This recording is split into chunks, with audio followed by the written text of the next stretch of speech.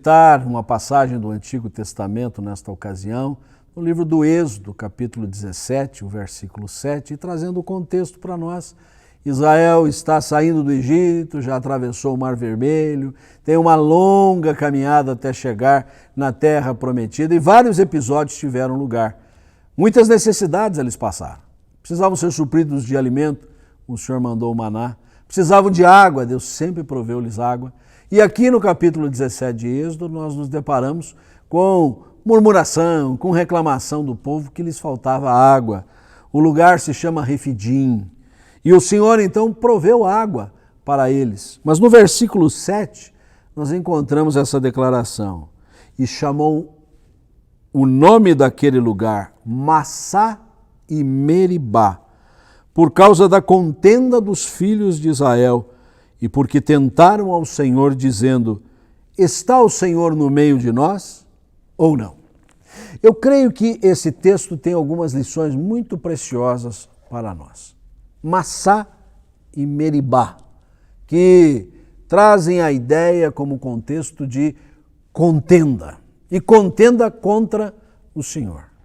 E a primeira lição que eu gostaria de extrair é justamente essa: jamais, em tempo algum, contenda com o Senhor.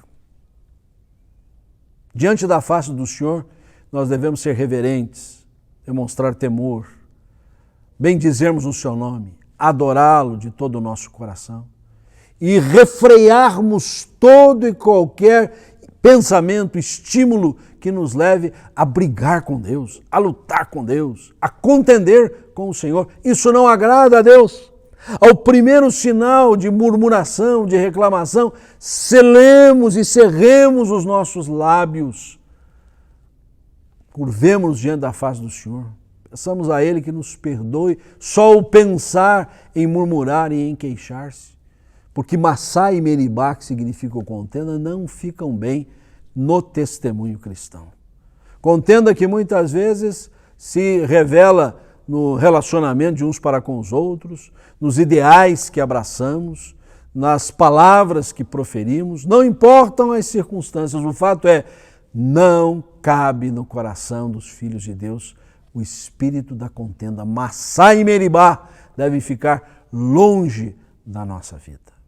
Mas em segundo lugar, aprendemos nesse texto que nós jamais devemos ter dúvida da companhia divina. Se você observar bem, foi ali apontado que o espírito de murmuração que assomou no coração do povo é porque aquela gente estava em dúvida se Deus estava acompanhando eles mesmo ou não.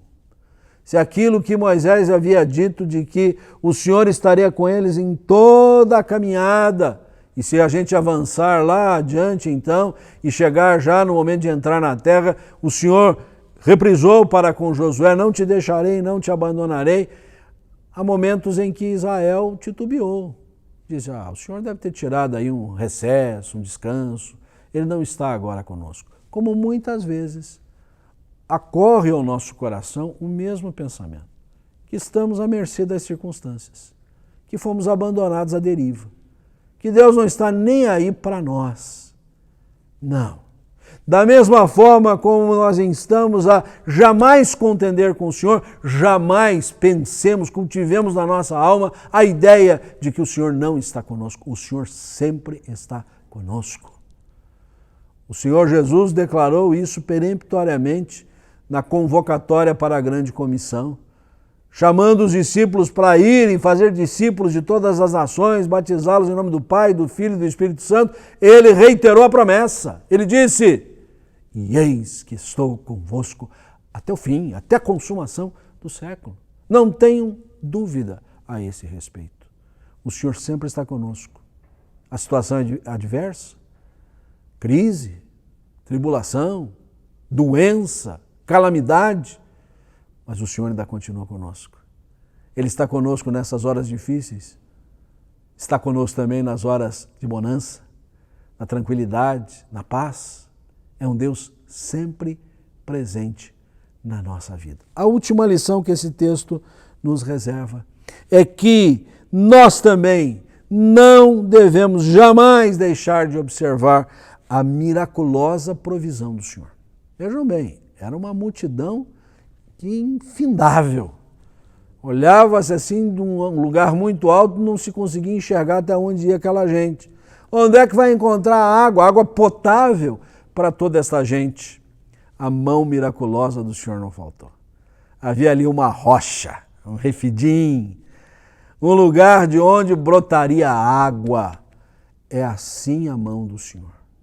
Quando nos vemos desabastecidos, em meio à escassez, sobrou mais mês no fim do dinheiro, estamos passando por lutas emocionais, por crise conjugal, por divisão na família, por problema de emprego, necessidades as mais agravadas, não deixemos de crer e observar que a mão miraculosa do Senhor está conosco. Massá e Meribá não terão lugar na nossa vida.